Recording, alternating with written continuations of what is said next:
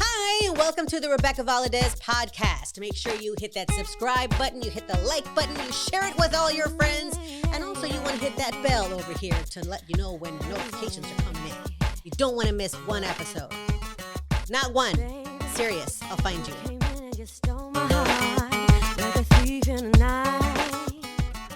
We do a lot of these folk festivals, okay? So, and then we did a show in Bangladesh. Nombre cae talaga. Yeah, and that was huge, man. You're talking, there was like 60, 80,000 people there. It's huge. And we played at the Dhaka International Folk Festival. So we were the headliners, and it was like, I get this phone call from some guy, and he goes, "Hey, would you be interested in coming to Bangladesh?" And I'm like, I don't even know what Bangladesh is. Where's that? Where is that? Oh, no, I'm literally asking you, where is that? It's in India. No, So so we got invited to play the Dhaka International Folk Festival and be the headliner. And he said, "Well, how much are you going to charge?" And I'm like, I'm just, who's this guy? $20,000. Okay, no problem. And it was like, to find out. Oh my God.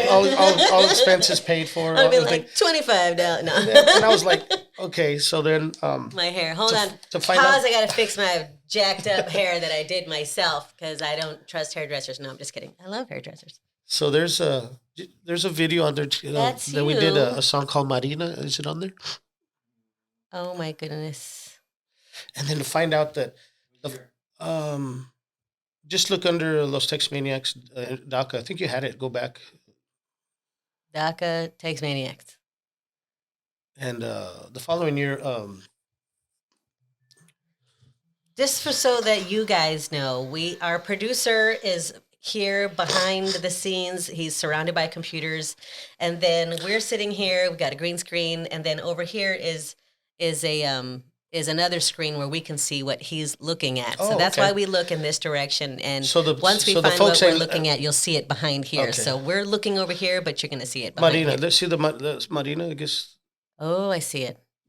that one there. And you can How many black shirts with little country stuff on it do you own? Oh man, I usually buy them at the thrift shop. What? They got some interesting stuff. So this festival the stage was huge backdrop. You're talking about light show, and it was just I am not going to cry, but this is beautiful. it was really cool, man. To go to get invited to go play and. See, this is all I want for some of our friends here. Like, you were so talented and you've been so accomplished. You've hung out with the Rolling Stones and recorded for the Rolling Stones, and you started your career at such a young age, and you've just been everywhere. And I've only ever wanted to see you on a giant stage like this, It's awesome. like the whole time that I've known you. And there's a lot of other Tejano artists that, their music stretches beyond Tejano. And all I ever want for them is to get the right audience to see them and appreciate in them what I appreciate in them. Oh yeah. And I feel like people hate me for that. I'm like, I No. really am just trying to Yes, to absolutely. get people known. Well, see that we're watching this video here, and so this is like, and people ask, the first thing they ask me is like, okay, you played in China, you've played all over the world, whatever. Like, there's Tejanos in China, and I'm like, no. There are now. I think After we left, there are. I think when the last time we played China, we did Hong Kong, and it was a tour in Hong Kong, whatever. It was just like for 5-6 days. But there was one guy from San Antonio there, and he was, I don't know what he was just there. Is he that one guy that always goes to the Conjunto Fest every year? That he Probably flies so. from? I think that guy's Japanese, though. Yeah. I don't think he's Chinese. But there is a group of musical tourists that come into town for the Conjunto yeah. Festival every year from Japan, and It's they actually love called it. Japanese conjunto. Yeah. No, Los Gatos are called Los Gatos, and they're so that's they play conjunto music. but they have a specific sound that they like, which is sort of the sound that you guys do, and that's why they go to the Conjunto Fest and not the Tejano Music Festival. Right. To get that, they just want to hear that. See, that's the difference with conjunto and Tejano, is that the conjunto is more like the folk, like we would like bluegrass music where you have a mandolin and an upright bass and fiddles and stuff like that. Whatever. That's like the conjunto. Then when you get into synthesizers and horns and stuff like that, that's more the modern Yeah. It style. literally sounds like when I hear, I always only talk about Jimmy because that's the only album I heard nonstop for years. We played the same show every night for years. But when you hear that,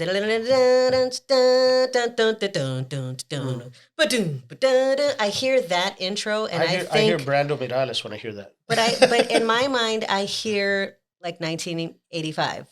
Yeah. Like, but not just 1985 Tejano, but 1985 in general. I hear. Yeah, I that heard those era. intros on mainstream media television shows for intros for anything for a award ceremony. You heard that style of music, and then once the intro is over, then it would go jump. And then it comes into Just the only difference was when the intro ended at the award shows, they'd go into something else, but the intro was the same. Yeah. And it remains, for them, it remained in 1985. For us, it continued on till 2000s, 2021, as we're in 2021 now. Yes.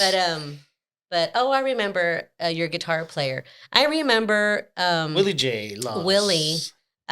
When we went to, was it Switzerland or Sweden? Yes, I don't know. It was Switzerland. Okay, we went to Switzerland and we did. I didn't do. You did. I just was along for the ride. But you did a spot in Switzerland. It was like a 3-night festival, and it was indoors. And when we walked in the doorway, there was a huge rebel flag on the ceiling. I remember that. Yeah, and I remember Willie was like, "Uh-oh, we're in trouble." Yeah, but I'm sure he was cool with it because, but for the first like 3 seconds, I could see on his face like, where I feel like I just got trapped. This is a trap, right? Yes. But yeah, they in Switzerland they didn't even know what that flag meant. That to them it represents country music, America, country music, Americana. Because it was a country music festival. It was they have it every year. And it was for Harley Davidson. Yeah, that was a sponsored thing. So there was a bunch of Harley biker dudes, and they were like dressing biker, but they were doctors and just not your typical biker folk. They were like hella rich, like trillionaires in that room. That whole festival was sponsored by like Harley Davidson, Indian, it's a motorcycle brand. It's called Indian, and Michael Jordy, which is not Michael Jordan, the Michael Jordy. Michael Jordy is like a popular Swiss watch, Swiss-made watches, and the guy gave us a watch, and they were like worth over $1,000. It was really cool. I still have it. I've never worn it. I didn't get one. I was, That was. I helped sell the CDs. That was Maximus. I didn't get one. Oh my God! But the funny thing to me was the first performance. We were selling our CDs for like $15 or something. It was more than that. And we didn't sell any CDs. Like 20 euros.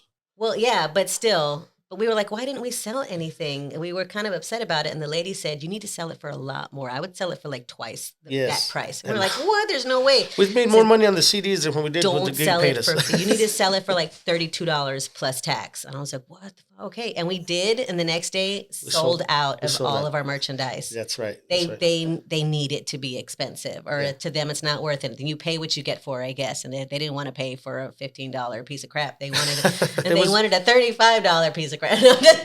It was. I guess oh, look how dapper. That picture there. I don't know if they're going to be able to see that, Josh, or not. Oh, they are. Yeah. Oh, good. Okay. That was this 2019. We got nominated for the American Grammy for Cruzando Borders. And what was the category? It was. We don't have a regional category. Regional Mexican. Regional Mexican. So they combined the American Grammys combined. They used to have a Tejano category. And they still do in the Land Grammys, but this was the American Grammys, so they did away with the Tejano category and they combined it with regional Mexican, mariachi, banda, and Tejano.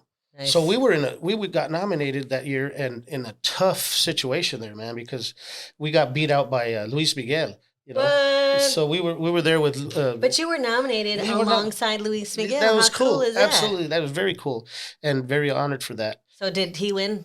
He won. Yeah, Luis Miguel. He won. Freaking Luis Miguel. We're sitting at the Grammys. Stealing awards from us Texans down here. You're not even from Texas. Uh, You're but not even from. You're from Puerto Rico. Not even and from Mexico. Pepe, Sorry. who's his Pepe Aguilar? What? You were up against Pepe Yeah, Aguilar? he was. Take His us nomin- with you, man. What's What is the his daughter's secret to name? your success? We all want to go where you went. What's the deal? Ariana Grande. She was. Oh, she was up for that award? She was there up there too. Yeah, I believe so. Is that hers? Did she do like I thought she was Italian. She participated on a mariachi recording or something. I think I could be wrong. I can't remember quite. Let me see. Maybe you think it's Selena Gomez, No, it was Pepe Aguilar's daughter. I think maybe. Ariana Aguilar. Maybe so. Maybe his granddaughter. Something like that. Anyways, but and then there was Mariachi Sol de Mexico, and then the banda, some big famous banda band that was nominated, and then Tex Maniacs, representing Tejano music. But you're right, just to get nominated in that category was like, wow, we got to go to the Grammys and so forth, and um, you know, when they announced the categories, right away I saw Luis Miguel's manager get up, and I said, he got already it. knows. He already knows. He got it. But Yeah. it's cool, we were there, we're, rubbing Maybe elbows one with the day big boys. you'll perform on that stage. That's the That- goal, really. I did got to perform at the Grammys one Right year. after Justin Bieber. Justin Bieber, he lost Tex Maniacs. What? Do a combo thing? He's from Canada. Oh, really? Oh, Mhm.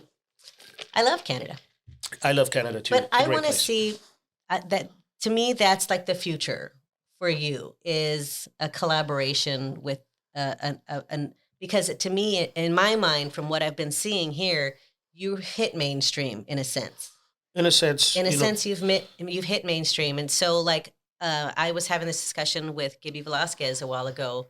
Like when I heard Dwight Yoakam do that Bakersfield song. Mhm. To me, in my mind, that was the country music genre reaching out and saying, "We like your music. Mhm. We like it so much. We want to feature it in this song. Take my hand and walk into this world with me that wasn't Absolutely. originally open to you. It's open to you now. I'm going to open that door for you." And I feel like the Texas tornadoes sort of walked through that door, but nobody else did. They were the only ones. Thanks to Flaco Jimenez, because Mm-hmm. Flaco Jimenez's accordion sound is so universal, worldwide. You know that it's Flaco. So you know that it's Flaco on the streets of Bakersfield, Mm-hmm. because he's got that sound. And so he got invited to participate on that, and then later on, man, Flaco's recorded with so many big artists. He's recorded with Carlos Santana, he recorded with Willie Nelson, he recorded with um, oh gosh, so many I can't even think. The Is Rolling there Stones. anybody today that can do that?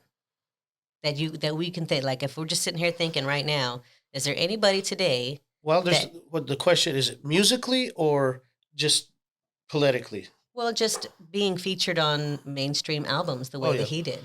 Yeah, I would say the next one in line would be my nephew. You think? Yeah. Yeah. Look Oh. at that, bad boy, bad boy. So, because my nephew's so versatile, Mhm. and there's a difference. I mean, you can be versatile, but you can play like say jazz. Okay, jazz is it's not anybody can play jazz. I mean, it's tough. It's a hard thing to play. You have to have a mindset Yes. that can like an octopus, so that Mhm. you know that this is the instrument I'm working with and it has a specific sound. But here's this other genre in my head. How do I make this feel like it belongs here? to play that genre right, the Mhm. right way. You have to play have a blues. knowledge of both worlds. To play the kind of blues, thing. yes. To play the blues, it's like you don't just skim through it. Yeah. You got to play it and feel it and play it, just like bluegrass or any other style of music. Just like say if Selena Gomez is trying to play a Tejano song. But Which- that's the which- thing. If Selena Gomez did decide to play a it's Tejano got to be. song, She's got to do it the right way. she would have to play Selena Gomez in a Tejano song as opposed to Selena Gomez trying to sound Tejano. Those are two completely different things. That's what the first thing I tell my students, or when I was teaching, was, look, you want to establish your sound and whoever you're going to be on stage, and you want every decision to be based on that person that you are creating right now. This is the person that you're going to be for the rest of your career. Right. So if this is your sound, regardless if you're singing Tejano or country or whatever the heck, this person has to be singing that song. Like if I paid $5 million to have Mariah Carey come down and record one of my songs in Tejano, even if it's in English, I wouldn't expect her to try and conform to a Tejano sound. I would expect to have Mariah Carey throw down on my track because I paid $5 million for that. Right. You know, I don't want her to come down and then just be like,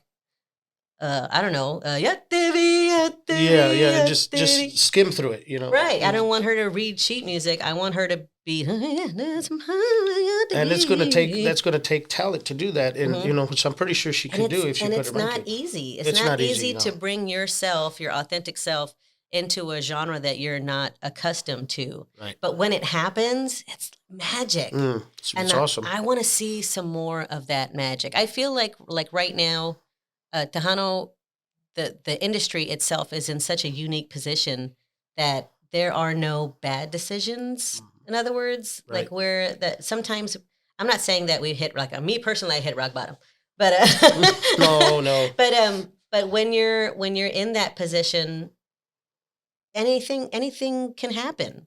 So why sit here and try and I mean, you can do like 80% of your album that that conformity that we're all used to. Those songs are going to hit the air, but then take a few songs and just be like, screw it, man. We tried this new thing. If it works, it works. If it doesn't, we didn't lose out on anything. The thing is that you can do it. You know, if you can do it, you can do it. You know, like say yourself, for instance, and you can sing Tejano music, and I've heard you sing. Go back to like Lidia Mendoza, and you could sing. I love that track, by the way. I purchased that on iTunes. Yes, it's available. And you did a great job on that. And then you can do children's. I remember I saw a children's album that you did. Oh, yeah. Like lullabies and stuff like that. Yeah, for Fisher Price. Fisher Price. And you did a fantastic job on that. You wouldn't even know that it was you singing. And it was in Spanish. And it was awesome. So you have that talent to be. But you also though have versatile. to understand that when I did those projects, like when we did the Lidia Mendoza thing, I was purposely trying to sound like Lidia Mendoza when I did it. And you did a great job. I did such a good job that her family came up to me and they were like, it sounded like our mom was on stage singing. That's because exactly what we've been talking about. You can do it. You have that talent to do that. And in Tex Maniacs, we have that talent to be versatile with different artists and different styles because you're like a skeleton key is what your band is. Because so I guess you can stick it into any door. That sounded bad and perverse, but that's what your key opens a multitude of doors. And it's because you have that mindset. You know your instrument so freaking well that you can play on a rock song or a jazz song or do whatever, and you still sound like yourself playing it. Absolutely. That's what it's all about. And that's what we like to do in Tex Maniacs. So you're a magician. It's what you are. You know, it's got to be versatile, you know, and be yourself. That's it. Because I've noticed there's a lot of bands that'll be like, oh, okay, this is the new era. This is what we need to follow. This is guidelines we need to go by or what, you know, there's no guidelines. Just have fun. Yes. Yeah. What if we did this? Oh my God, that'd be crazy. Well, and then do it and then be like, holy crap, that was amazing. We need to sound like the artists that are coming out of Monterrey and have that sound and that style. No, man, you just be yourself. But I mean, I can get why you would want to do that. But at the same time, I always go back to that Netflix special. Why not be the trendsetter as opposed to always following the trend? Just go out there and make something. Look at a perfect example. You said Netflix. There's a special by Los Tigres del Norte.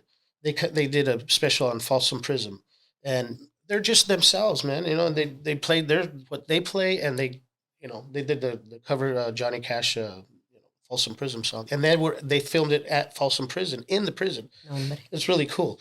So Los Tigres del Norte. So there's I don't know if it's was that them in the women's prison? Yes, right there? Yes, there was the women's, and they did both. You know, but it's a special that came out on Netflix. It's awesome, man. And they're just themselves. They're norteño style. You know, simple. You know, and people love Los Tigres. You know, they're. You know, for what they've done, I totally respect Los Tigres del Norte, man. They're an icon, you know. They look like a hitman right there. They do. They're like, oh, yes, sir. I'd like to. And they never lose their culture. Look at the flag in the background there. It's the that's I'm all C. it's like the Plus, what I did you said say C. earlier Did I say? the the Dixie flag or what was it Oh yeah, the rebel the rebel flag. flag. Yeah, I was like, dang, dude, where'd you bring us, Max? They're gonna get us, Max.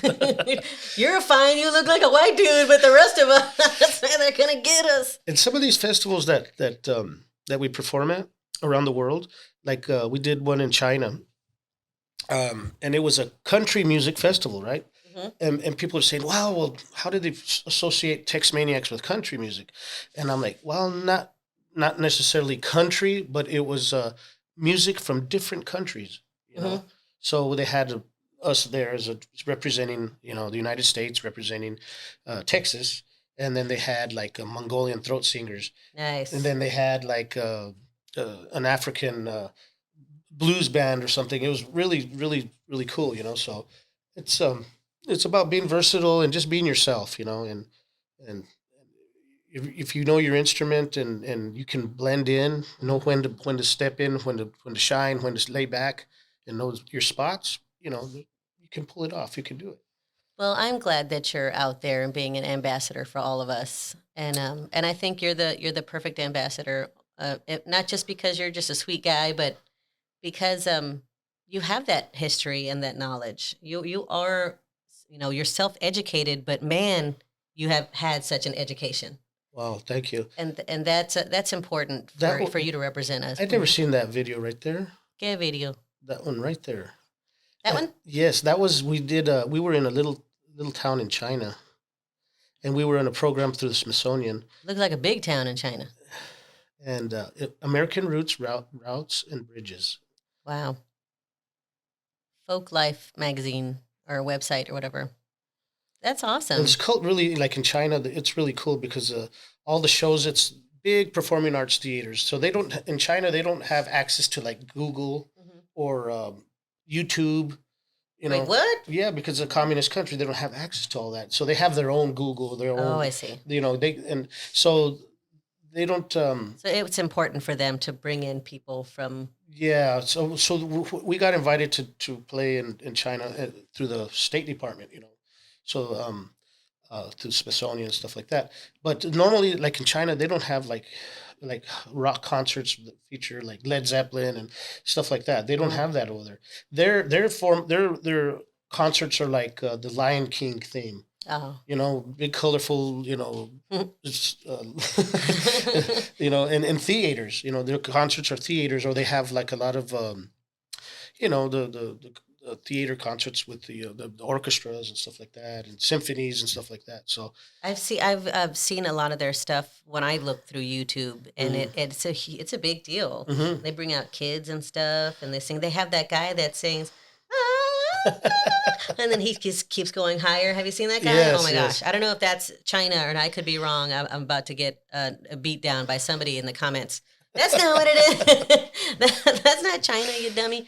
But I just saw a picture of Estefan Jordan, hmm and I was sharing a story the other day with Michelle Shell from Hacienda Records hmm of the time that you took me out on a date, and you told me it was going to be like VIP, highly exclusive. And I don't know what I was expecting, but it was not. It was not what we saw that day. And I told her, I was expecting, I don't know, flowers, champagne, or something. I got all dressed up, and you took me to this. There's literally only like 5 seats in the entire bar. There was nowhere to sit. There was no food. I was starving. I didn't eat because I thought we were gonna have like dinner or something. And we sit down, and the band that's playing is this dude's got a patch over his eye, and the drummer's blind. And I was like, what the hell? Salute. Kind of, So it was a club called Salute yeah, on it St. was. Mary's. It's not there It's anymore. not there anymore. They literally tore it down. But I told her, I was like, how how privileged of me to not have enough knowledge of the history of music to realize the the amazing thing that I was seeing. And He was such a I was talented man. literally sitting there like an asshole. Can I say that? Well, I'm gonna say it. I was sitting there like an asshole. Like, where is this idiot taking me? This is not what I expected. We better leave now, and not even realize. that Estefan Jordan at that point really wasn't performing a whole lot of places because he was ill. He was He getting was ill. ill. That And was I probably the last time I saw him perform. that like to get the opportunity to see him. But after you explained it to me who he was and everything, then I realized. But there's so many of us that we just don't have the knowledge. We just don't know enough to appreciate the things that are sitting right in front of us. Yeah. And that was one of those moments where I felt like I felt like a raw ass because I didn't understand what it was. Yeah, I saw that dude that I mean, God rest his soul, but he looks like every villain ever played in a James Bond movie. I thought he was gonna like throw knives or something at us, like that was gonna be his trick later. But Estefan Jordan is the writer and the original performer at one of my all-time favorite songs, which is in At the Cumbia con Salsa. Oh yeah. And I was like, he did that song? Yeah, what? yeah. And he also came out in a movie too. You know that? He looks like he came out in a couple It was movies. called oh my god, what was the name of that movie he came on? Oh, it just slipped my mind. Um, where Paul Rodriguez was in the movie as well. Oh gosh, it was Juan something Juan. Very mystic looking. Oh, jeez. Like there was gonna be some chickens backstage, and they were gonna do some voodoo on it. Look under Esteban Stefan. Almost everything Esteban. that you've taken me to, I always thought it was like a trap. Because I did not. Juan in a Million? Was there a movie called Juan in a Million? Juan in a Million. Mira. And it was where those the Chinese guys were saying, "What's happening? No, that's Born in East L.A. Well, there you go, Born in East L.A. Yeah, he came. Born in East LA. He was in that movie. Steve Jordan was in that movie. Yeah. Was he in the jail scene? What scene was he in? No, he was in a scene where, oh God, there it is right there. Oh, okay, I see. When he was trying to play like he was a mariachi. Cheech Marin, yeah. What a great movie! And the gentleman next to Estefan Jordan, he played with Linda Ronstadt. Oh, okay. When she did mariachi, and he also played Mr. Quintanilla in the Selena Forever musical. That's right. He did a really good job. Very good job. Very good job. Very convincing. I was very scared of him, but he's actually a really nice guy too.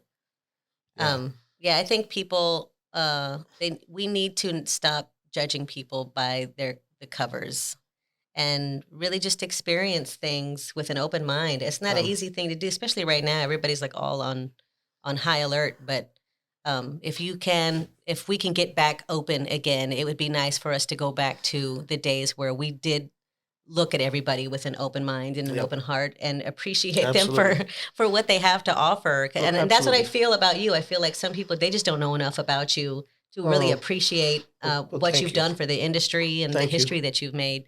So that's one of the reasons why I wanted to bring you here today. I appreciate you bringing me out here and having me. It's an honor. And with all due respect to your husband, which by the way, he's a fabulous man. You know, I got to meet him. I got to meet him when I got out of the hospital, and he came over to the house and to do the cleaning thing. You know, so and we got to talk for a little bit. And Darwin, man, he's a great guy, man. So he sprayed your home with hypochlorous acid, and that killed all the COVID that was remaining in your house. So we were able to help you with that, which is really nice. And I did a podcast.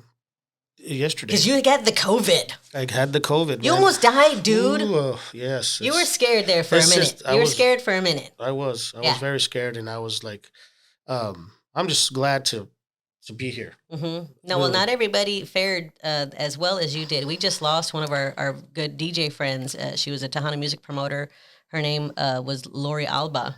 And she just passed away a couple of days ago in the hospital with COVID. So she had gotten COVID, and then she got a pneumonia, and then she got like a brain hemorrhage, and they had to do brain surgery, and then eventually they couldn't keep her alive anymore. God rest her soul. God rest her soul. Yeah. She was a huge advocate for Tejano music, and but yeah, that's that. I was scared when you told me. I was like, oh crap! I was like, of all people, I was like, don't lose Max Baca. He's like our one ambassador around the world. Don't take that guy.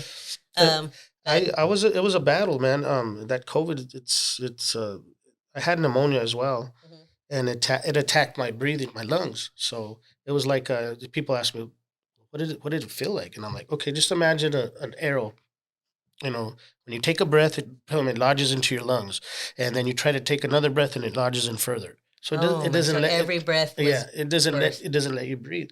So I had to. Of course, everybody's prayers got me out of there, but the way I fought I'm it, all just taking a breath, the just way thinking about it. when you would try to take a breath, it would hurt so bad, and so the way I got through it was I would have to take a bunch of little baby breaths, Mhm. like 100 little baby breaths to Like make. how they do when you're having a baby. Yeah, kind of like little baby breaths just to make one breath, and so I did that. I fought like that for like 3 4 days, man. And did they have you on a ventilator at some No, point? no, No. no. Thank God. I was there though. I could, the next step would have been that, but the doctor came in and he said, "Okay, we're going to treat you," and so they gave me like plasma and then they That's what they gave did to Uncle Albert. They gave him plasma. and then they gave me the breathing treatments. And once they gave me the breathing treatments, well, because they X-rayed my lungs and all that, it was in bad shape. Then I after like 3 4 days of that, then I could actually Holy crap. take a breath, and I was like, oh man, what it felt so good just to Never take a gonna breath, take a breath for granted again, Oh man. no, man, yeah. You sound like Darth Vader now, right? Yes, so Good breaths. it was awesome just to take a breath, but I thank everybody out there that prayed for me, and it was just I'm blessed to be here with my good friend Rebecca Valadez, Yeah. and uh, she's always been you've always been a sweetheart, a special person, and No, uh, I'm in my mean. book, one of the best female vocalists there is. Aw, So thanks. so props to you, man, and Well, with that, then I'm going to go ahead and say thank you for being on the show today. that And was my pleasure. for those of y'all watching, make sure you go to look him up on Google or go to what textmaniacs.com. Yes, Los Tex Maniacs is the LosTexManiacs.com and look them up, buy their album, support this amazing musician who's out there supporting us. He's literally spreading the message of Conjunto and Tejano music all over the world. So it's important that he is supported in that way. So don't forget to do that, and don't forget to like, subscribe, and share this with all your friends so and that we don't can mix forget up this. Oh, and don't forget your don't yeah forget to wear your masks, your everybody, masks. because even though nope. It's on your eyes. Okay. Anyways, even though Don't the wear it like Max wears it like this. Wear it down here. This is where it's supposed to be, and don't wear it like this. And don't do this when you want to talk to somebody. Hey, I was going to tell you the other day. I and get that a lot. I and, have people take it down just so they can tell me something. I'm like, dude, you're yeah, supposed to leave it on to tell me, yes. than talking in my face. That's why I'm scared about performing again. Well, that's the thing. This virus has got everybody scared, and I understand now why. But I wouldn't be scared if I was like all old and on my last leg or whatever. But I got 3 kids, and no, I kind of want to live. Like I got absolutely, diabetes, absolutely. and I'm not skinny, so I've got 2 things that work against me in fighting a virus like this. And man, I can't leave my kids No, no, without. you have beautiful children and a good husband, and it's you gotta wear your mask. And the only advice I could say to the folks out there is, even though that the governor opened up the state of Texas, which is good because we have to go on with life. We have to move on. We have to. This virus is going to be something that we're going to live with from here on out. So it's just a modern version of the flu that's like 10 I times was stronger. sort of wondering how they're gonna open up like Schlitterbahn. Like they opened up Schlitterbahn. How are you gonna wear? You can't get your mask wet because then you'll suffocate. Like you can't breathe through a wet mask. So how's that gonna work? Well, That doesn't make I sense to believe me. that like everybody needs to get their vaccine shots, Hmm. and then from here on out, it's just going to be like getting a flu shot every year. You get a Hmm. COVID shot, and then the reason you want to wear the mask still because still it's not you know It's not gone away completely or anything like that. I Well, mean, even if you do get the shot, it doesn't mean that you can't get COVID on you and give it to somebody else, like spit it onto somebody it's else. just like it's going to be like you can get something that's contagious. Hmm. Like a cough can be Yeah, contagious or like whatever. don't fart on your pillows because it will give you pink eye. I don't know why people don't know this. If you have to reiterate this point to your children. Don't fart into the pillow. Don't do it.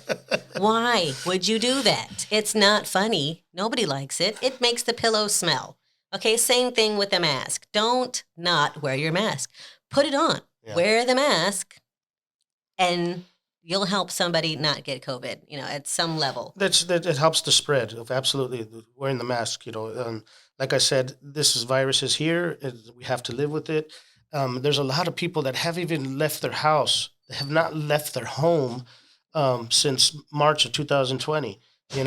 And they're afraid. They're scared. Everybody's frightened to leave or to move out and to go.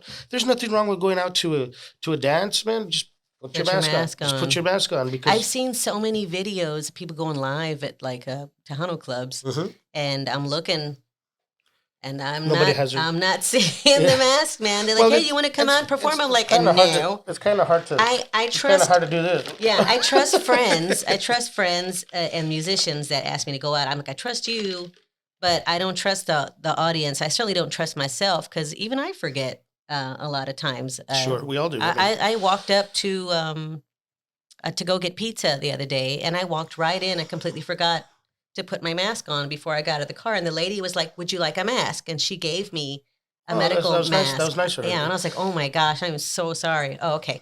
And there's people that will appreciate that, and then there's some that I don't need a mask. I don't, this, hey man, well, that's okay, to each his own. But I would highly recommend to wear the mask all the time. Do it. Yes, do it.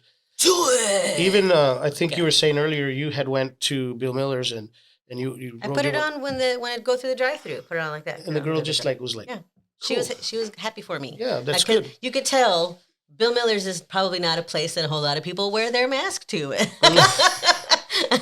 Anyways, but thank you for reiterating that point because that's very important, and we're glad that we still have you with us. Oh, thank you, Max. Thank you for coming to the show and putting up with this strange new world of podcast that we're doing. This is cool, and I wish you luck on your podcast show because I've seen some of your artists that you're guests, rather, not artists, but some are artists, some are comedians, some are Tejano singers, whatever. Movie producers. Yes, and I got movie producers. And you have a lot of contacts. You've developed a lot of contacts through your career. Well, so far we've only interviewed people that I'm friends with and that I know, but in the next couple of weeks it's going to be people that I have no familiarity with. So that's going to be a new ballpark for me. Well, you can handle it. You can do it. I have all the confidence in you. I don't know if I can do it. And I'd like to thank you, Rebcca, for having me. It's an honor. And thank you for being here. Man. Absolutely. I'm just glad to be here. And thank you, Josh. And with that, you no longer owe me that money after all. Okay. We'll just call it even. No, I'm just kidding. Well, we'll see you guys on the next episode of Rebcca Valadez podcast. Thank you so much, Mr Baca, for being here. Tune in next time. Make sure you click the notifications button so you know when our new episode is dropping. We'll see you next time. God bless everybody. Hey, you, I bet you thought the podcast was over, but it's not. I just want to make sure that you know that I'm not just a podcaster, I'm a singer too, and I've got some really great music that you can download at my website, RebeccaValadez.com. That's RebeccaValadez.com. My soul.